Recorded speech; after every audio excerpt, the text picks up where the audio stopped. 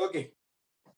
So, doctors, with the completion of one human physiology, that is digestive system, digestion and absorption, we are done with this.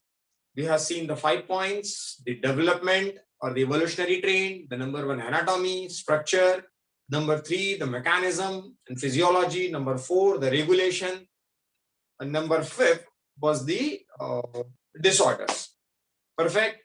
After that, since we don't have the availability of that breathing module, that's why we started with the cell cycle. Yes or no?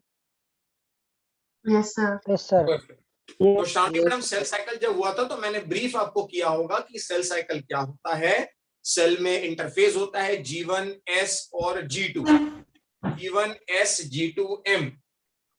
Vedanta Deware please be on mute. Vedant Deware please be on mute. बच्चों ये ऐसे nonsense करोगे तो क्या है कि मैं remove कर दूंगा, मतलब नहीं रहेगा. I don't want to do this. Anyways, so we had done with this interface that is consist of G1, S and G2 and then M phase. M phase means mitotic phase, जिसमें कि दो divisions होते, दो steps होती थी. One was karyokinesis, one was cytokinesis. Perfect. So karyokinesis, cytokinesis और G1S G2M, G1S G2M ये एक साइकिल चलता था जिसे हम सेल साइकिल कहते हैं. Perfect. Aamir Zaidi last point कहां तक लिखा था हमने या क्या लिख लिया था Aamir? Aamir are you there? Yes sir. Last point हम लोगों ने क्या लिख लिया था, कहां तक हो गया था? राइटिंग कुछ किया था कि सिर्फ समझा था? हम लोगों ने डेफिनेशन लिख ली. Generation time. Definition yes, definition लिख लिया था, चेक पॉइंट लिख लिया था और जनरेशन टाइम लिख लिया था. M I right? Yes sir. और उसके बाद मैंने आपको एक सेल साइकिल शेयर किया था that I can see here on the WhatsApp group. I have shared a circle with you all. Am I right? Yes, sir. Yes. Yes. And now we have to write the details of what is happening in G1, what is happening in S. Each step we have to describe in detail. Am I right? Yes, sir. Yes sir. Perfect. चलिए, let us start with cell cycle. The phases are G1, S. Excuse me, sir. Yes, excused. Sir, in that circle in S phase, it is written that replication of chromosomes, but it is replication of chromatin, no? Because chromosomes are visible only in prophase. Perfect. Actually chromatin material कहने के बजाय बच्चों वो DNA का duplication होता है. S phase में जो है वो डीएनए का डुप्लीकेशन होता है. इसकी वजह से उसकी अपनी एक कॉपी दिखने लगती है, उसी को हम रेप्लिका कहते हैं. That's it. क्रोमोसोम कभी डबल, क्रोमोसोम्स केवल डबल दिखते हैं, दैट इज इन एनाफेज. तो कितना नॉनसेंस क्रिएट कर रहा है हनी जैन. बच्चों क्यों अनम्यूट करके बैठ जाते हो? ये ऐसे नॉनसेंस क्रिएट करना होगा तो मैं क्लास छोड़ दूंगा, मुझे कोई मतलब नहीं है. इतनी तो सिंसियरिटी मेंटेन कीजिए हनी मैडम कि आप यहां पर क्लास अटेंड कर रही हैं. एकता वडनेरे बी ऑन म्यूट.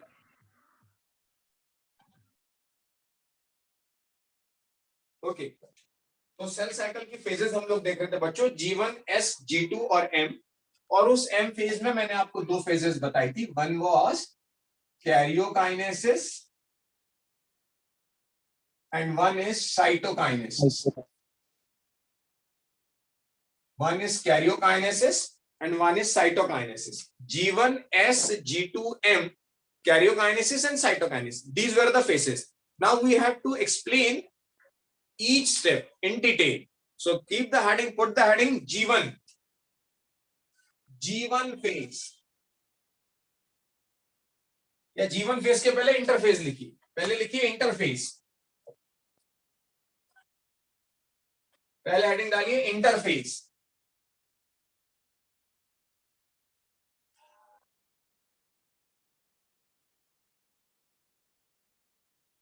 पहले हेडिंग डालिए interface.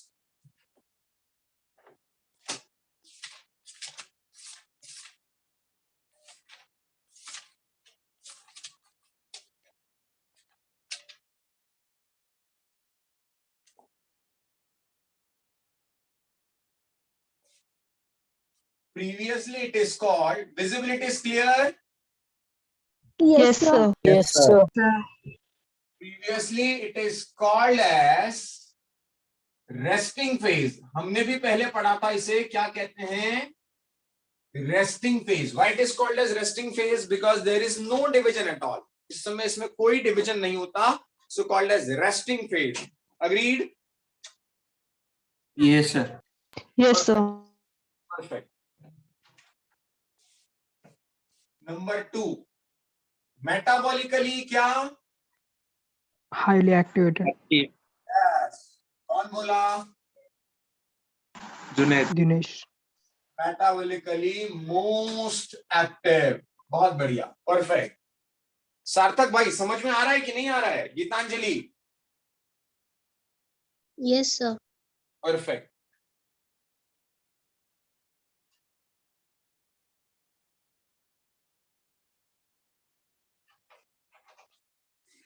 Phase is non dividing, bracket में लिख देता हूं, बट नो डिवीजन, ताकि कंफ्यूजन नहीं रहे अपने को.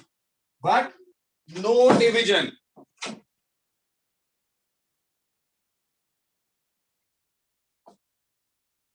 It has 3 subphases. It has 3 subphases, G1, S and G2. अब 1 by 1 हम लिखते हैं. G1,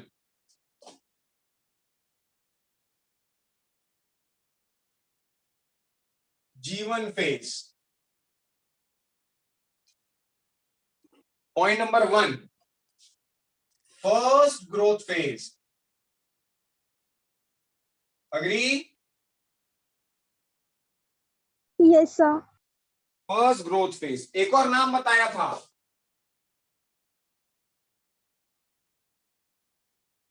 post mitotic gap phase. I hope you are agree with this. Post mitotic gap phase. क्यों भाई? क्योंकि एम फेज के बाद होनी है ना. एम फेज हो जाएगी फिर जीवन आएगी, तो एम के बाद जीवन है, इसलिए post mitotic. G1S G2M, G1S G2M, G1S G2M. So it is called as post mitotic. चलिए, the other one, longest phase of interphase.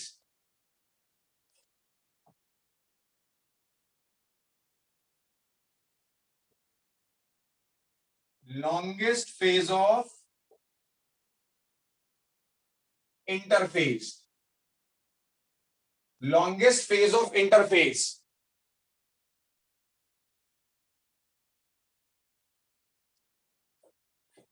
RNA and protein synthesis. RNA and protein synthesis.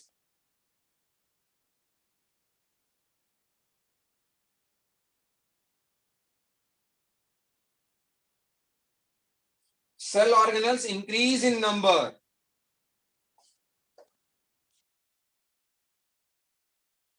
Energy rich compound forms.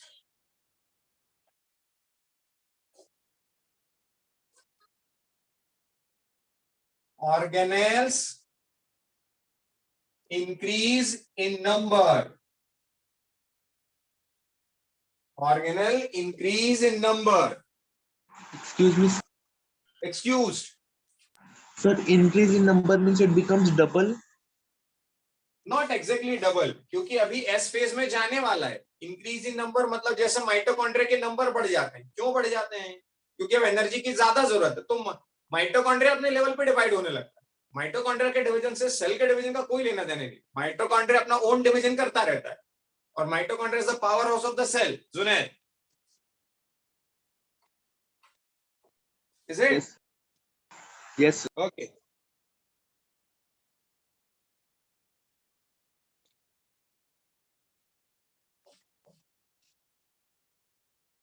In G1, देखना बड़ा important point है, cell has 3 options. Cell has 3 options. मैंने आपको बताया था जो cell का साइकिल है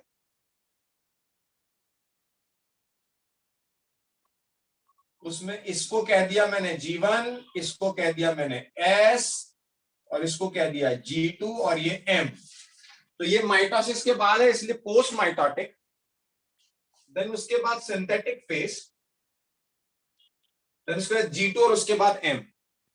तो सेल के पास इन G1 सेल हैज 3 ऑप्शंस, उसके पास 3 ऑप्शंस है। या तो वो क्या करें कि यहां पर यदि एनर्जी लेवल कम लगे, मैंने चेक पॉइंट्स बताए थे आपको, कौन से चेक पॉइंट्स थे?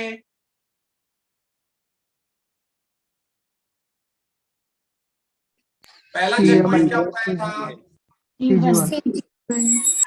And G1 and the another checkpoint was CM. PM. So check point का मतलब क्या है कि पहले सेल जो डिवाइड हुई है वो ये तो चेक कर ले whether they have sufficient energy.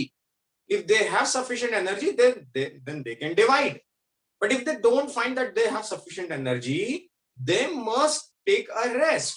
वो पॉज ले सकते हैं।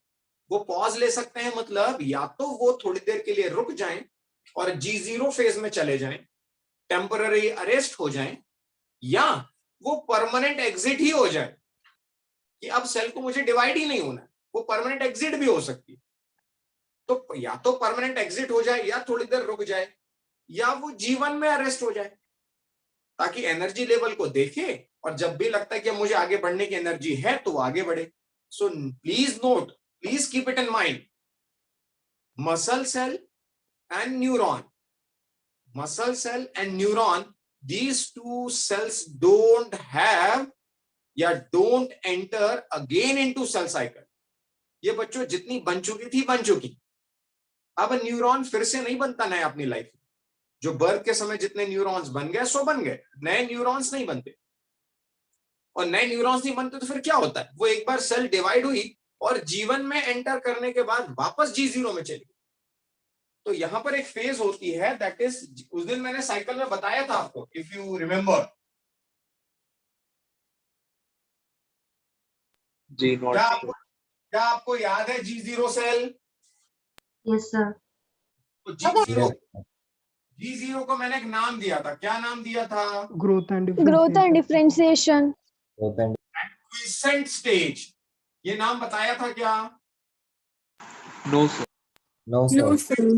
Quiescent stage. क्विसेंट स्टेज मतलब नो फर्दर डिवीजन। बट ये हो सकता है कि जब वो CG1 में एंटर किया, CG1 को क्रॉस किया तो सेल G1 में एंटर, संकेत बसते बी ऑन म्यूट। बच्चों मैं रिमूव कर दूंगा, नॉनसेंस क्रिएट कर रहे हो तुम लोग। संकेत बसते नहीं पढ़ना है तो क्विट कर लो आप, ये अननेसेसरी म्यूट करके अनम्यूट करके मत बैठो। मतलब पढ़ाने का टेम्परामेंट लूज मत करो। इंपॉर्टेंट टॉपिक पढ़ रहा है जो सबसे ज्यादा KVPY और नीट के लिए वेटेज वाला topic.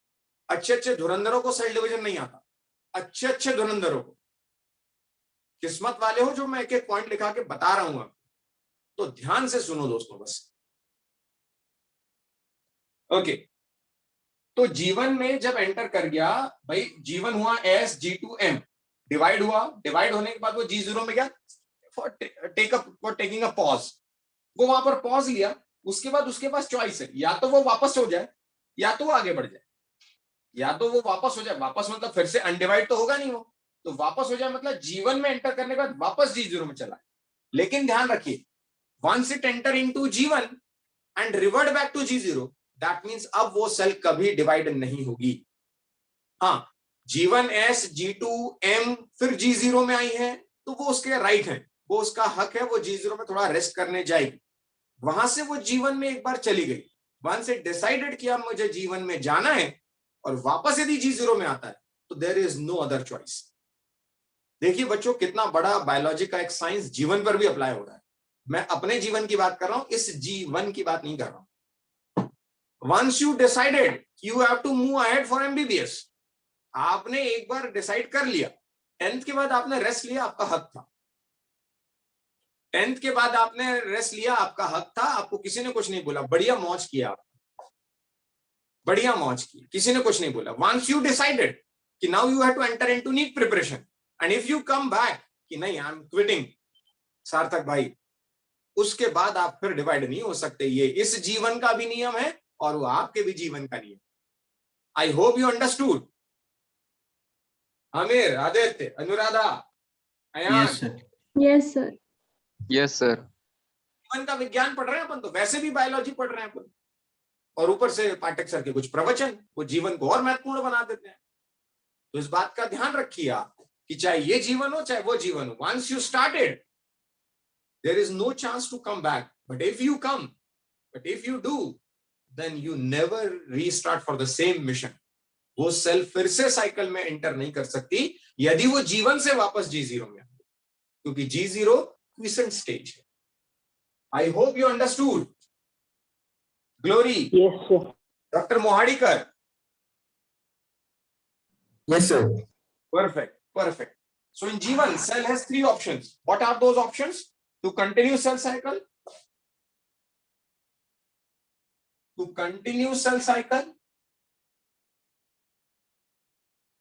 by entering into S phase. दूसरा, मैंने कहा ना पहला, आप जीवन से चलेंगे तो एक ऑप्शन है आपके पास कि आप आगे बढ़ जाएं, एस की तरफ आप चले जाएं. परफेक्ट. दूसरा, stop cell division and enter G0.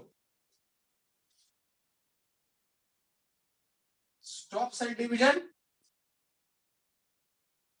And enters G0. या तो डिवीजन रोक ले और G0 में अरेस्ट हो जाए. परफेक्ट. मतलब अरेस्ट हो जाए तो खत्म कर दे अपने आप, या arrest in G1 phase for some time. ठीक है, यहां पर रुका जा सकता है, यहां पर विचार किया जा सकता है, यहां पर पॉज लिया जा सकता है, but stop cell division and enter G0 मतलब आप एग्जिट करेंगे. अब आप एग्जिट कर गए, और अब एग्जिट कर दे तो you can not re enter into this. And the last one is arrest in G1 phase for some time. जितने भी नए स्टूडेंट्स हैं सबने टाइम टेबल देख लिया होगा. वेदिका हो, गीतांजलि हो, हर्षदा हो, या जितने भी नए स्टूडेंट्स हैं, सार्थक हो, उन सबने देखा होगा एक मैंने क्लास लगाई है, दैट इज कवरिंग लेक्चर्स. वो कवरिंग लेक्चर्स लगाए हैं मतलब जितना भी नए बच्चों का एडमिशन हुआ है उनको फिर से थोड़ा सा ब्रीफ करने वाला हूं. तो वो मैंने एक्स्ट्रा क्लासेस कुछ लगानी, नेक्स्ट वीक से और वीकडेज में भी लगेंगे. थोड़ा सा प्रेशर बढ़ेगा, वो लेना पड़ेगा, लेकिन G0 में एंटर नहीं करना है आपको. सार्थक भाई, agree with this? Okay, sir. Geetanjali madam, Yes. Ajan, agreed?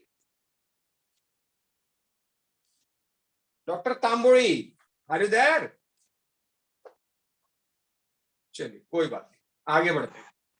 Excuse me. Next point.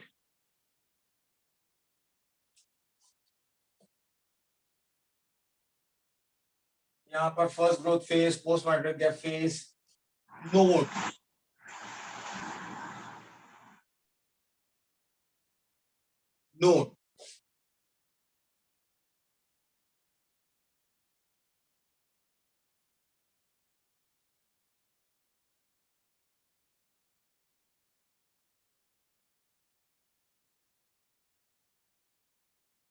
Okay. 2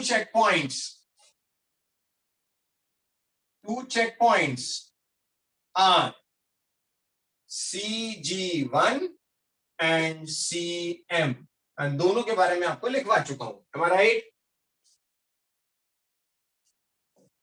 Perfect. So another phase is S phase. Another phase is, yes, excused. Sir आपने वो न्यूरॉन्स और मसल सेल्स के बारे में क्या बताया, एक बार रिपीट करो ना. न्यूरॉन्स और मसल सेल का ये बताया कि ये एक बार जो बन गई सो बन गई. अब सवाल ये उठता है कि फिर जिम में जाने वाले कहते हैं मुझे मसल्स बनानी है. मसल्स बनती नहीं है, मसल्स में हाइपरट्रॉफी होती है. मसल्स में अट्रॉफी होती है, मसल्स ज्यादा एक्सरसाइज होने से खत्म हो जाती है, और मसल्स जिम के दौरान बनती है। तो बनती मतलब डिवाइड नहीं हो रही है, वो हाइपरट्रॉफी हो रही है, इसलिए वो डोले शोले जरा फूलते रहते हैं। वो ट्रॉफिक में न्यूट्रिशन ले लेके बन रही है, मतलब नया डिवाइड नहीं हो रहा है सेल, क्योंकि मसल सेल और न्यूरॉन सेल एक बार परमानेंट G0 में चले जाते हैं तो फिर बाहर नहीं निकलते। Junaid, agree? Yes, sir. Perfect. S phase,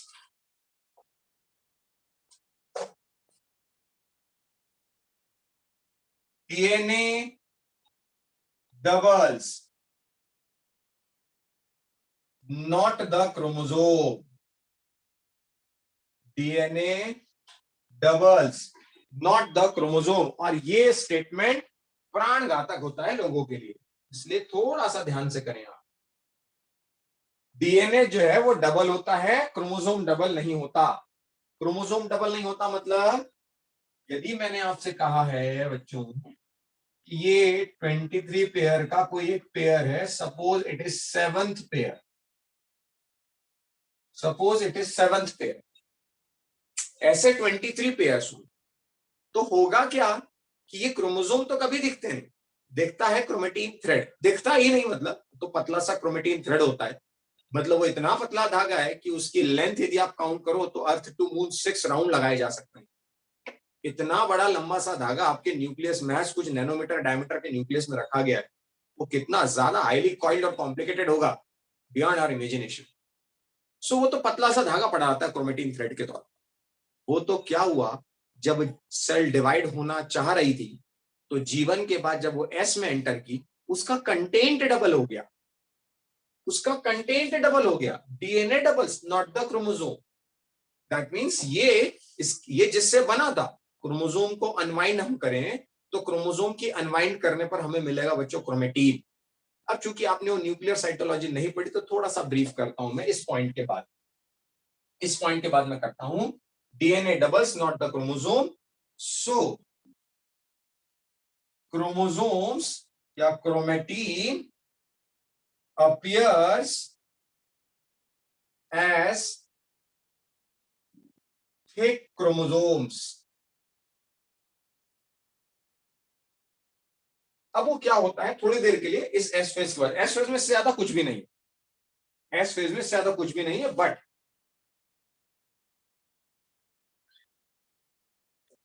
मैं आपको बताऊं किसी न्यूक्लियस में ये ध्यान रखिए कि पतले ऐसे थ्रेड पड़े रहते हैं बच्चों, लाइक दिस, ये ऐसे पतले थ्रेड पड़े रहते हैं जिसे कहते हैं chromatin thread.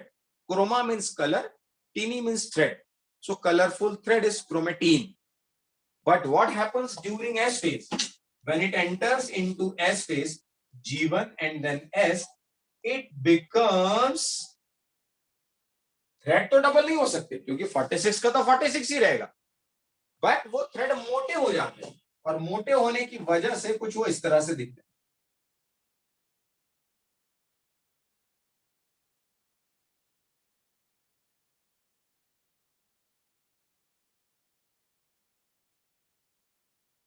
Understood? Understood? Yes, sir. Yes, sir. तो इस तरह के थ्रेड दिखने लगते हैं तो उस दिखने वाली बॉडी को ही क्रोमोसोम कहते हैं। लेकिन इस क्रोमोसोम के केस में एक बात ध्यान रखना पड़ता है, जब ये एस फेज में एंटर करती है तभी दिखेगा, और जब ऐसा क्रोमोसोम कोई दिखता है तो एक किसी क्रोमोसोम में, थोड़ा बड़ा करके बताता हूं, इस क्रोमोसोम में यहां पर एक प्रोटीन होता है और यहां पर दूसरा प्रोटीन होता है, ये दोनों प्रोटीन कहलाते हैं kinetochore. These two proteins are known as kinetochore. ध्यान रखिएगा, क्या कहा मैंने वर्ड, क्या कहा वर्ड, काइनेटोकोर। अब ज्यादा बेटर आप देख पाओगे, यानी ये जो है कोई एक क्रोमोसोम, कोई एक क्रोमोसोम बच्चों, उस क्रोमोसोम के जो एक्स शेप में स्ट्रक्चर दिख रहे हैं, तो ऐसे किसी क्रोमोसोम को जो कि पेयर में पाए जाते हैं, chromosomes are always found in pairs. Chromosome actually होते नहीं है, केवल डिवीजन के समय दिखते हैं, अदरवाइज होता है क्रोमेटीन, अदरवाइज होता है chromatin. Please be on mute. So this chromatid is known as sister chromatid of each other. This one is sister chromatid of each other. This one is sister. This one is sister. But this one is non-sister. Try to understand. क्या कहा मैंने? मैंने आपसे कहा कि एक chromosome के दो क्रोमेटिड्स होते हैं, एक क्रोमोसोम के, यानी यहां पर 1 2 3 4 4 chromatids are there. 1 and 2 are called as Sister chromatid. sister chromatids. 3 and 4 are called as Sister chromatid. sister Non-sister. chromatids. Sister chromatids. But 2 and 3 Non-sister chromatid. non-sister chromatids. Understood? Understood? Yes, sir. Yes, sir. So 1 and 2, there are two chromatids. 1 and 2, there are two chromatids makes one chromosome. 2 और 3 ये chromatid ही नहीं है, ये non sister है. But 3 and 4 again two chromatids, one chromosome. Repeating my statement: two chromatids, one chromosome. Two chromatids, one chromosome, and two kinetochores. Try to understand what I am writing here. बहुत काम की बात है. One chromosome equals to two chromatids equals to two kinetochores. I hope you are agree. Yes, sir. And बच्चों one centromere. अब ये क्या नया चीज है? वन सेंट्रोमियर, जहां पर दो काइनेटोकोर जुड़ते हैं उसके बीच वाले पॉइंट को कहते हैं बच्चों सेंट्रोमियर. जिस सेंटर पे वो जुड़ता है दैट इज सेंट्रोमियर. यानी दो काइनेटोकोर अलग अलग जिस जगह पर जुड़े होते हैं उसको कहते हैं सेंट्रोमियर. इसलिए मैंने लिख दिया one chromosome, two chromatid, two kinetochore, and one centromere. Agreed? Yes, sir. Yes, sir. Harshvardhan, sir. So do skeletal muscle. Harshvardhan, what was your question? I didn't got it. Dr. Moadikar, what is your question? Sir, so as you told that once a cell moves into G0 state, it no longer can divide. So our skeletal stem cells, do they go into G0 after the age of 18? No. Stem cells can never ever be enter into G0.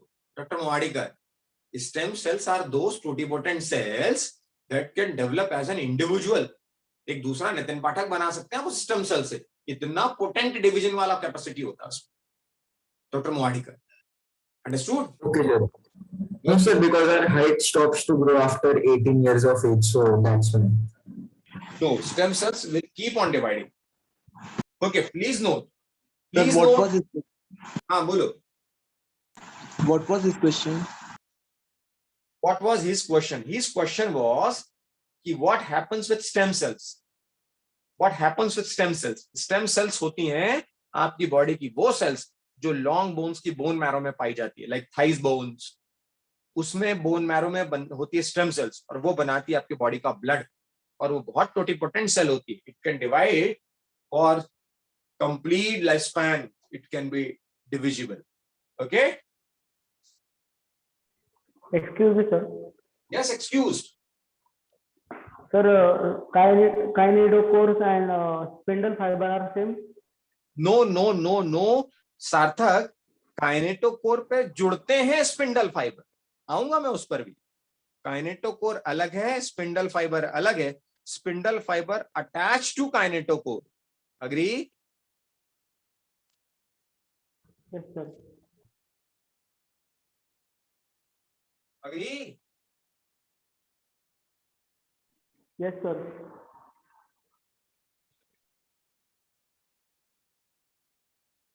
तो मैंने अभी जो पढ़ाया, मुझे जो division में जरूरत पड़ने वाली है बच्चों को, इसकी जरूरत है। 1 क्रोमोसोम, क्या बोला मैंने? 1 chromosome, 2 chromatids, 2 kinetochores, and 2 One kinetochores centromere. sharing the image.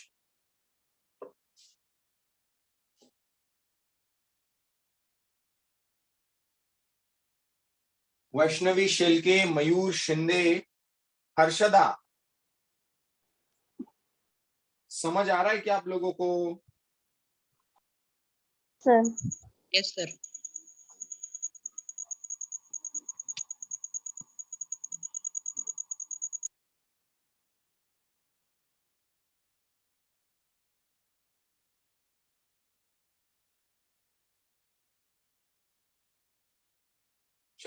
Should I erase? Yes, sir. मुझे आपको अभी G2 फेज बतानी है, लेकिन S फेज में मैंने काफी चीजें बता दी आपको। एक्चुअली यही होता है बच्चों, ये जो क्रोमेटिन मटेरियल है ये थिक होने लगता है, और जब थिक होने लगता है तो दिखने लगता है, दिखने लगता है तो क्रोमोसोम कह देते हैं। एक्चुअली क्रोमोसोम कुछ होता ही नहीं। क्रोमोसोम को आप खोलो तो क्रोमेटिड मिलेगा, क्रोमेटिड को खोलोगे तो क्रोमेटीन मिलेगा, दैट्स इट। क्रोमेटीन को भी खोल दिया तो डीएनए मिलेगा। तो जब डीएनए ही कंटेंट डबल हो गया तो मोटा दिखने लगा। ये तो ठीक वैसी बात हुई, मैंने एक शर्ट पहन रखा है, मेरा अंदर से कंटेंट डबल करते जाइए, शर्ट फटता जाएगा। क्यों? मैं हूं एक ही, लेकिन अब मैं दिखने लगूंगा। अभी भी मैं नहीं दिख रहा तो अब मैं दिखने लगूंगा, और दिखने लगूंगा तो विजिबल स्ट्रक्चर को कहते हैं क्रोमोसोम। अंडरस्टूड? अंडरस्टूड बच्चों? Yes. Yes, sir. Yes, sir. उन्नति, तनुजा, सूरज, कभी आवाज नहीं आती बच्चों आप लोगों की। आप लोग मिलने भी नहीं आ रहे हो। मैं इतना बार बोल चुका हूं, अब पेरेंट्स को कॉल करवाऊंगा मैं। अब पेरेंट्स को कॉल करने का नंबर आ रहा है, बच्चे आ नहीं रहे हैं, बच्चे पढ़ नहीं रहे हैं। अपने अपने नोट्स बनाकर, अब आप नासिक में हो या बाहर हो, अब सबको आना पड़ेगा। अभी तक मैं कंसीडर कर रहा था, अब सबको आना पड़ेगा।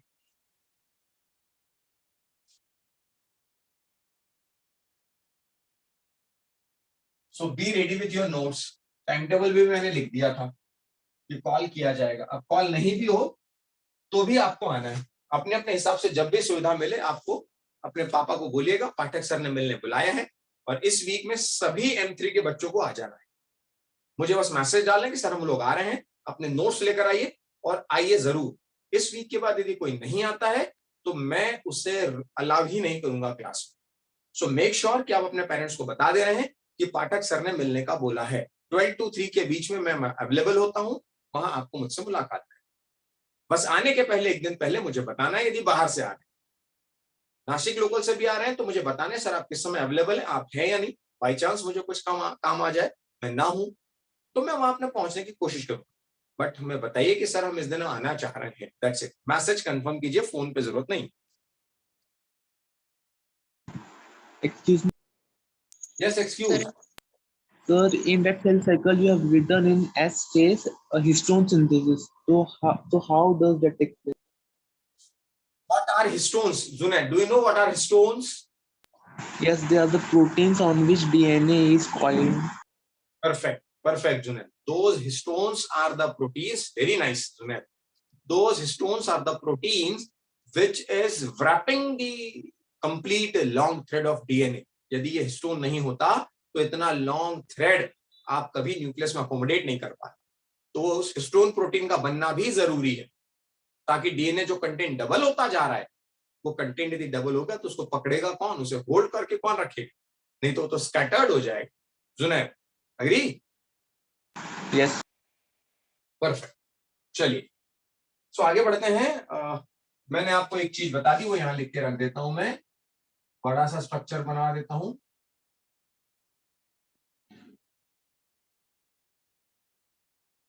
One, two, three and four.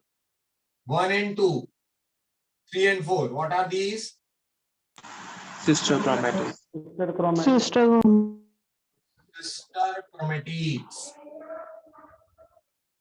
But 2 and 3, what are these? Non-sister chromatid. Non-sister chromatids. Non-sister. non-sister chromatids. ये मैंने लिख के रख दिया, क्यों? हाँ, एक और चीज, what is this structure? Kinetochore. Kinetochore. Kinetochore. And what is the central structure? Centromere. Centromere. Centromere. बस इतने स्ट्रक्चर्स को ध्यान रखिएगा बच्चों, तो हो जाएगा. यानी रिपीट कर रहा हूं फिर से, should if tell me if I'm wrong, one chromosome, two chromatids, one centromere and two kinetochore. Am I right? Yes, sir. Yes, sir. Yes, sir. Perfect. चलिए. So the next one is G2 phase.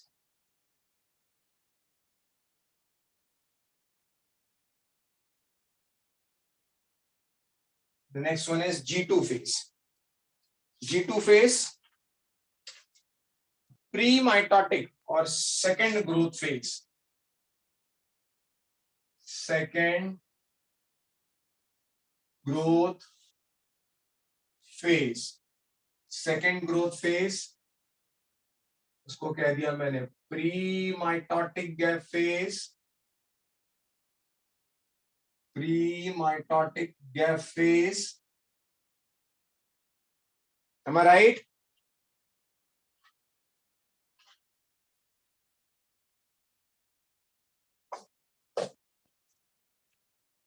RNA and protein continue to form. Continue to form.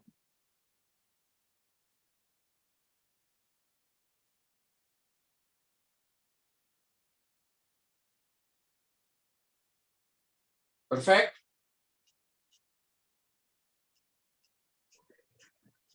चलिए, इसके बाद आनी है बच्चों mitotic phase, जिसे मैं कहता हूं एम फेज. एम फेज यानी माइटोटिक फेज. माइटोटिक फेज की दो सब फेजेस थी, कौन कौन सी? Karyokinesis and cytokinesis. Karyokinesis and cytokinesis. Phase of actual division. Agree? लिखते भी चलिए, हाँ ना बोलते भी चलिए, बस म्यूट अनम्यूट करते रहिए. अनम्यूट करके मत छोड़िए. So, phase of separation of duplicated thick material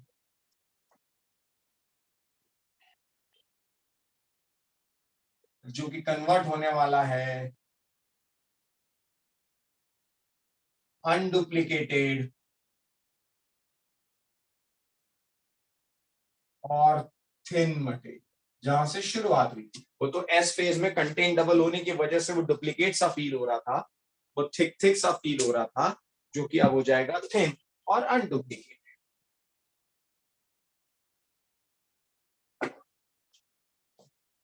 यही लिख देता हूं, consist of two phase. The first one is karyokinesis and the second one is Cytokinesis. cytokinesis. Karyokinesis and cytokinesis.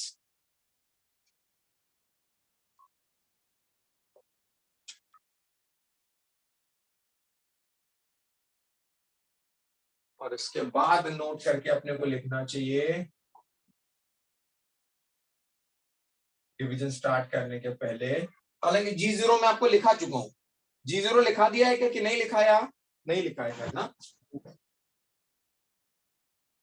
समझाया है बट लिखाया नहीं G0. Am I right? Yes, sir. Yes, sir. Yes, sir. Inactivation of cell cycle. Inactivation of cell cycle. Inactivation of cell cycle inactivation of cell cycle due to unavailability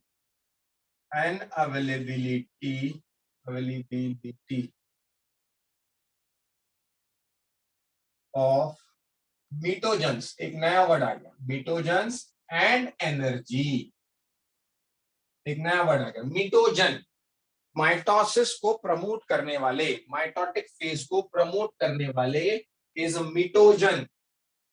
understood? मैंने पहले ही कहा था कि यदि energy level sufficient नहीं होता है तो वो किसमें चली जाएगी? G0 में। Agree? Yes, sir. Yes, sir. The next is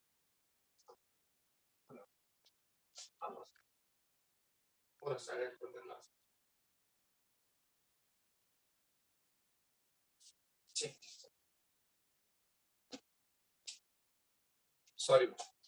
So the next is energy कम पड़ गया है, here cell feel as, या ऐसा लिखने के बजाय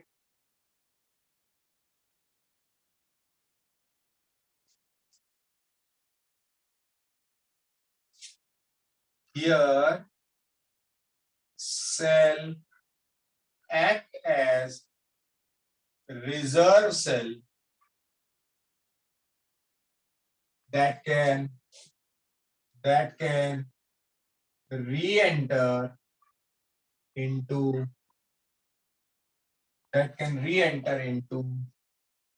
M phase, sorry S phase,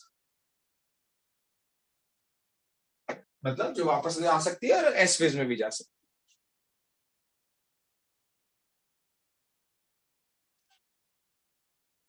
Perfect. The next is here cell Yes, sir. grow and differentiate only if it exit from cell cycle। यदि साइकिल से परमानेंट एग्जिट हो गया तो फिर वो ग्रो करेगा, डिफरेंशिएट करेगा।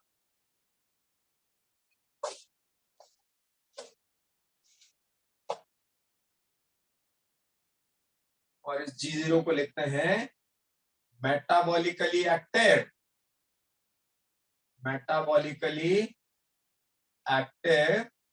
But no division, metabolically active but no division.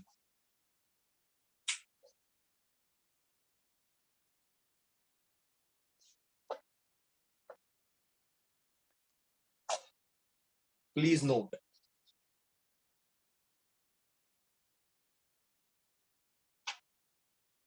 इसी को कहते हैं cell differentiation. Here the process of differentiation takes place।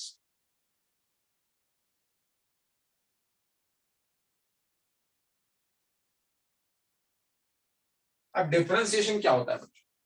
Plant हो या एनिमल हो, दोनों केस में मैं आपको बताऊं। नोट कर लिया? पहले नोट कीजिए फिर मैं बात करता हूं। नोट कीजिए।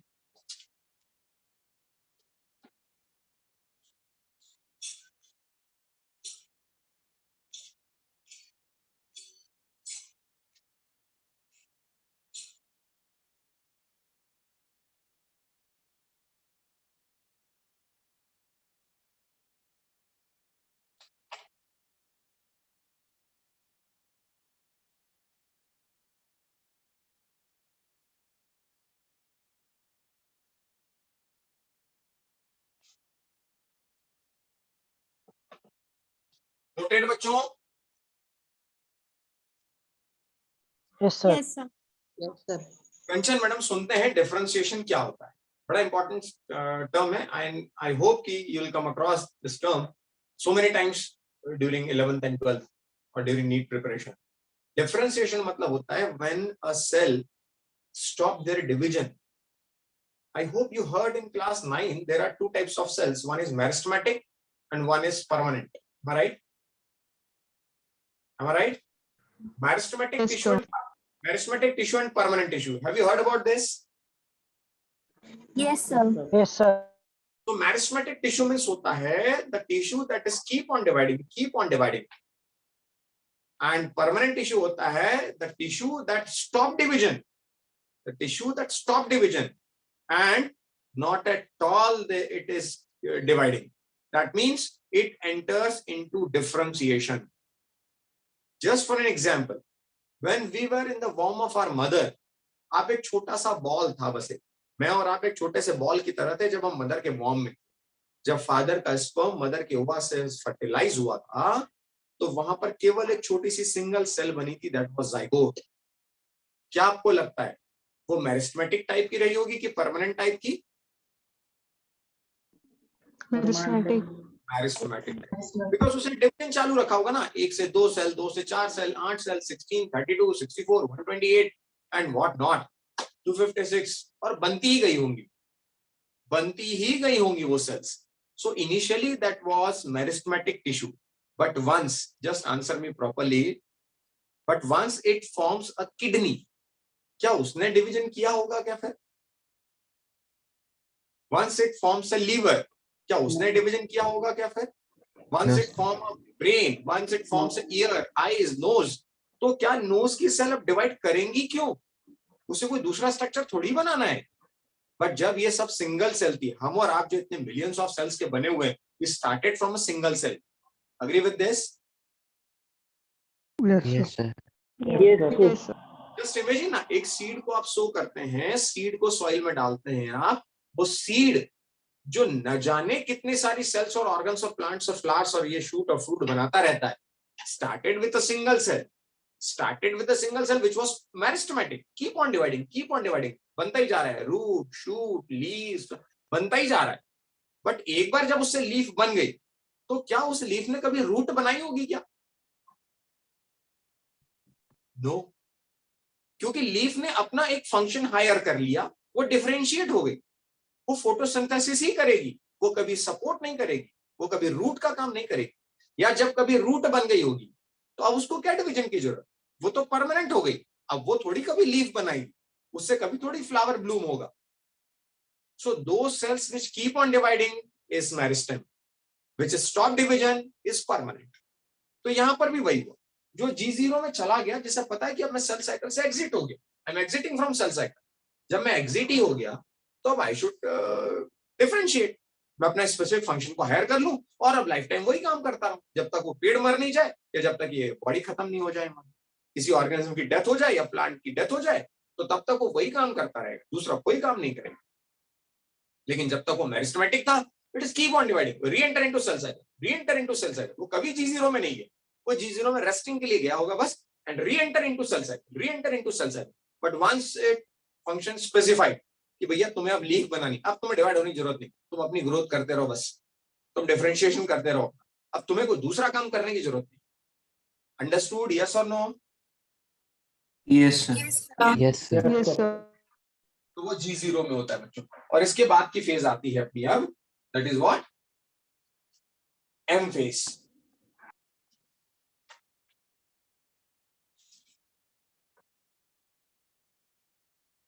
M फेज, और इसको भी ब्रीफ कर दे रहा हूं मैं आज, ताकि पढ़ना आपको है. इसमें कौन सी मैं बता रहा हूं, दैट इज व्हाट? माइटोसिस की 4 सब फेजेस है. Which one can you tell me? Prophase, metaphase, Prophase, anaphase, metaphase, anaphase, and Telophase. telophase.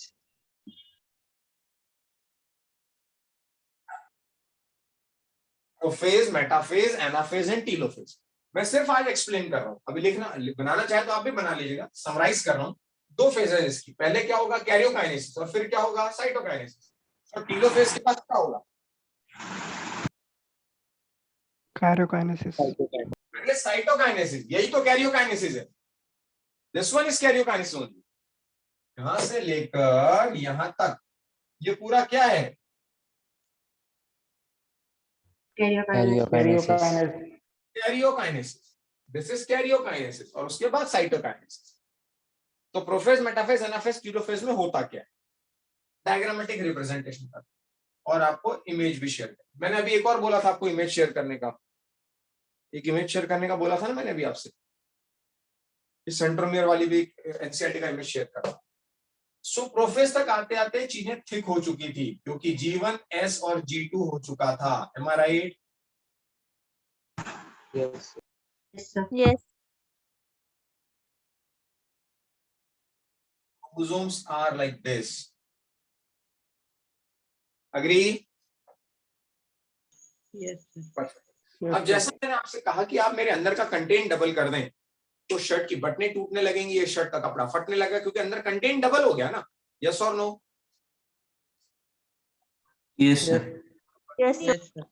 What we expect in metaphase, this is the prophase.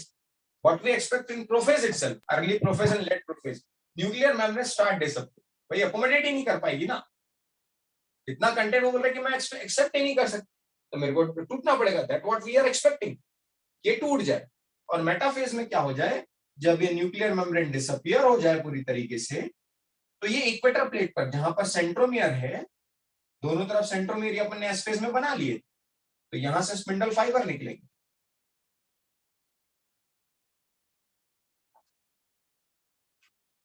और क्रोमोसोम्स इक्वेटर प्लेट पर आ चुके हैं।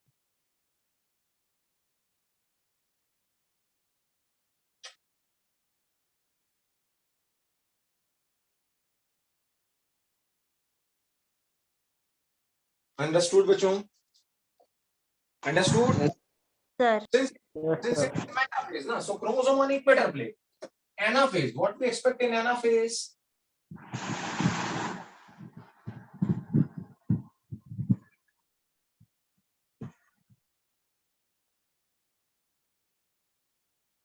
This one is centromere. This is spindle fibers. और spindle fibre shrink हो गए और इधर पे क्रोमोसोम को काइनेटोकोर से खींचे।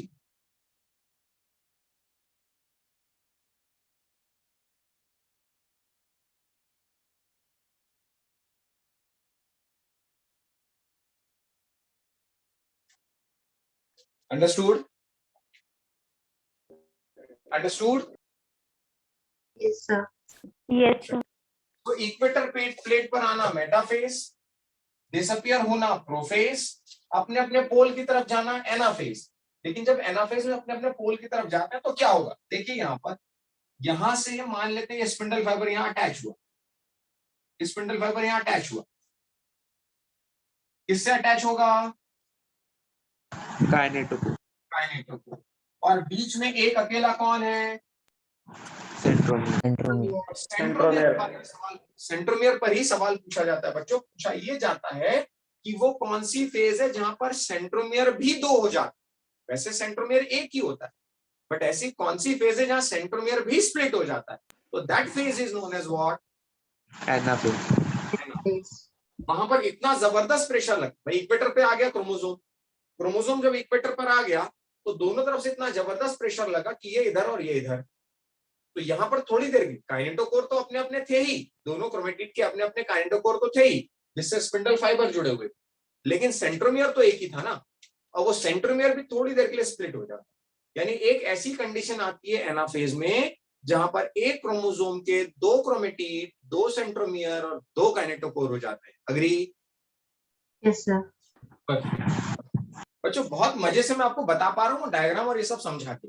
तो ऐसी कंडीशन में जब यहाँ पर काइनेटोकोर से ही अटैच हो जाएगा, तो काइनेटोकोर से अटैच होने के बाद ये स्प्लिट होने लगे। जब स्प्लिट होगा तो जाहिर सी बात है ये रबर बैंड के माफी खींचा जाएगा, तो ये कुछ इंग्लिश अल्फाबेट के शेप बनने लगे। Like this is V, this is L, दिख रहा है क्या?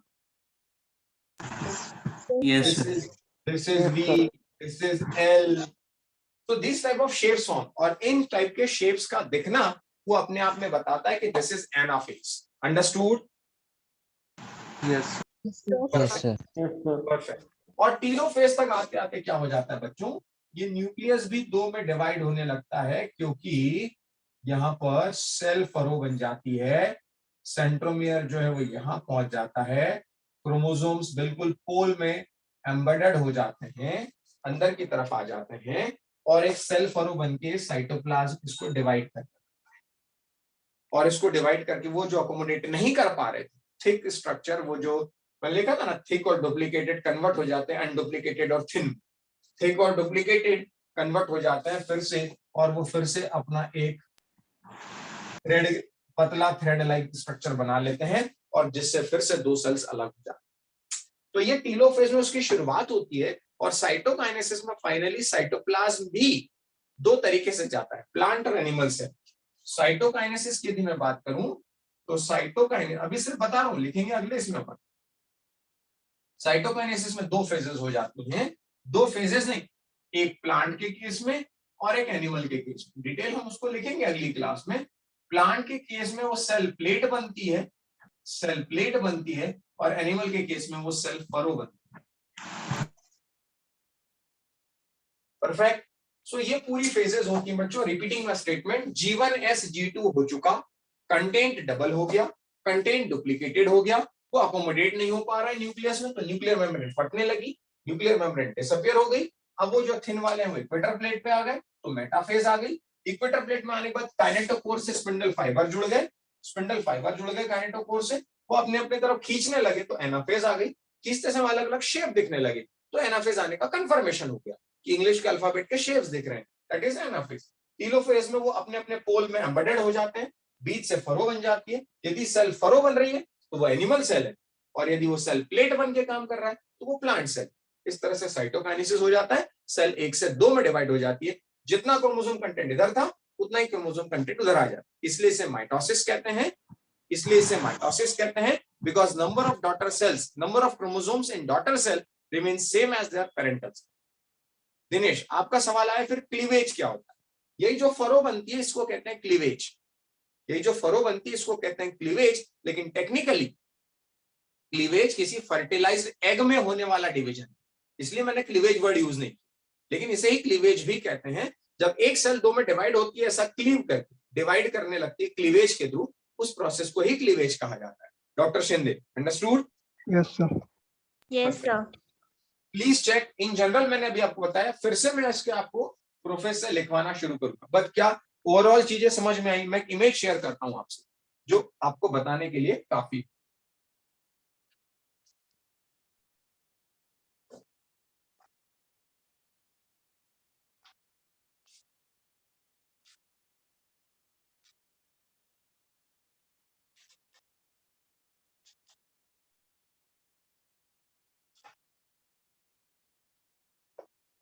Sharing two images, even on group I'll share.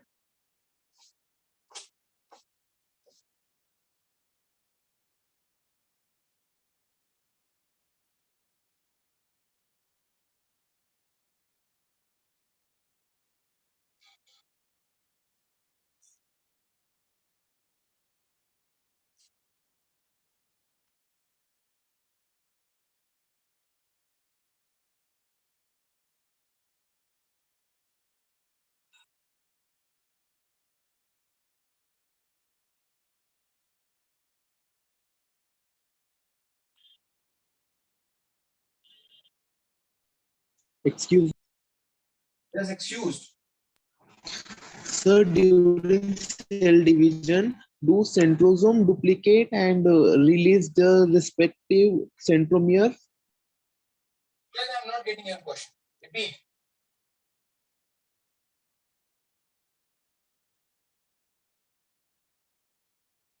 Repeat your question. Just a minute, sir. I'm typing in the.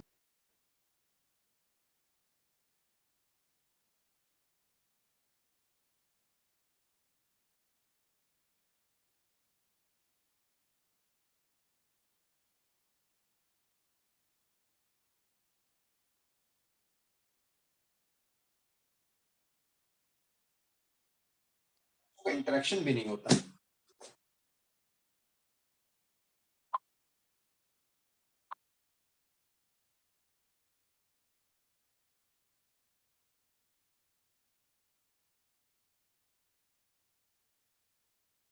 See, this is structure that I form.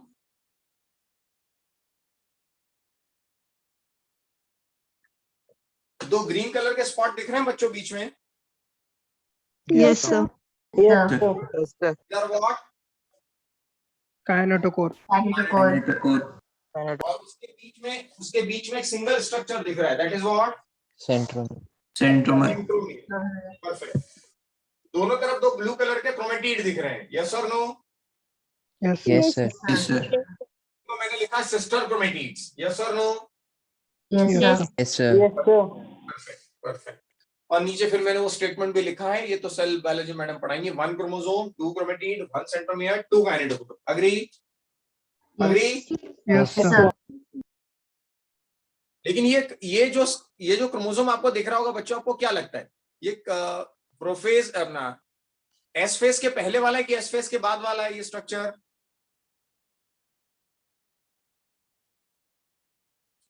क्या लगता है? S phase के पहले वाला है कि एस फेज के बाद वाला? अरे बच्चों, बाद वाला. बाद वाला. एस फेज के पहले तो हो ही नहीं सकता ना, क्योंकि एस फेज के पहले तो दिखता ही नहीं, वो इतना थिन होता है. वो तो इसका कंटेंट डबल हो गया अंदर का, इसलिए इतना थिक दिखने लगा. तो ये एस फेज के बाद वाला है बच्चों. Agree? Yes, sir. Yes, sir. And now these are the structures. देखिए इंटरफेस में देखिए कैसे पतले धागे धागे दिख रहे हैं. अर्ली प्रोफेस में थोड़ा पास पास दिख रहे हैं, थोड़ा थिक दिखने लगे. और मिडिल प्रोफेस में तो देखो अच्छे खासे थिक दिख रहे हैं. लेट प्रोफेस में इक्वेटर प्लेट पे आने लगे. मेटाफेज में इक्वेटर प्लेट पर आ गए. एनाफेज में देखिए वी शेप का स्ट्रक्चर बनते हुए सेपरेट हो रहे हैं. लेट एनाफेज में अपने अपने पोल की तरफ चले गए. अर्ली टीलोफेज में फरो बन गई. लेट टीलोफेज में फरो क्लीवेज डीप हो गया और फाइनली वो सेपरेट हो गए. Cytokinesis. Agreed? Yes, sir. Yes, sir. आ रहा है ना बच्चों समझ में? Yes, sir. Yes, sir. इसकी स्टेजेस को मैं अभी आपको लिखाऊंगा अगली क्लास में. इसकी स्टेजेस को मैं डिटेल में लिखवाऊंगा, लेकिन फिर भी आपको इसको समझना है, इसलिए मैंने स्क्रीन पर छोड़ रखा है और वही इमेज मैंने शेयर भी कर दी. दो इट्स नॉट नीडेड. मैं सजेस्ट नहीं कर रहा हूं कि मोबाइल को बार बार आप देखें, लेकिन जो डाउट पूछना है अभी पूछ ले. फिर भी पढ़ने का नंबर आएगा तो आप पढ़ सकते हैं उसको. Sir, what are astral rays? What are astral rays? क्या होता है बच्चों? जो स्पिंडल फाइबर होता है ना, स्पिंडल फाइबर निकलता है सेंट्रोमियर से, बराबर? Yes, sir.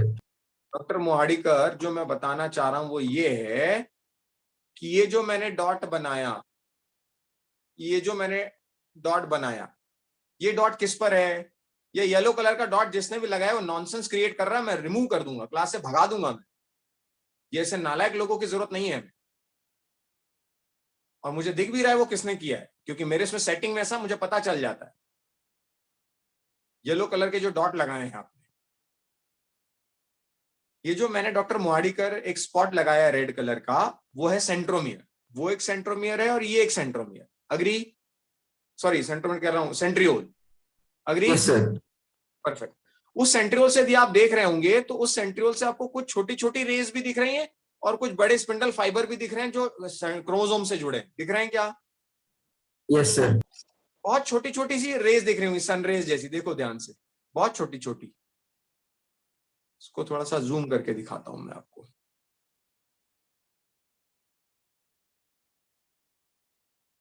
दिख रहा है अब? Yes, sir. Yes, sir. ये वाला जो है बच्चों, ये तो स्पिंडल फाइबर हो गया.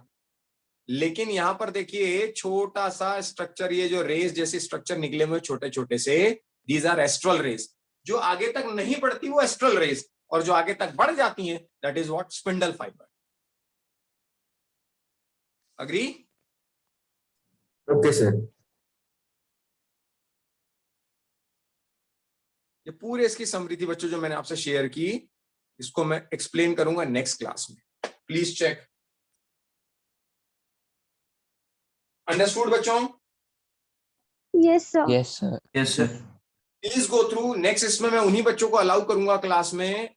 Only those will be allowed who will answer me at least 2 to 3 questions. एक एक से मैं पूछूंगा, चाहे पूरी क्लास खत्म हो जाए, बट मैं एक एक से पूछ के ही क्लास में अलाउ करूंगा. मैं वेटिंग रूम इनेबल कर दूंगा. एक एक क्वेश्चन पूछता जाऊंगा, जो आंसर देते जाएंगे उनको मैं अलाउ करूंगा.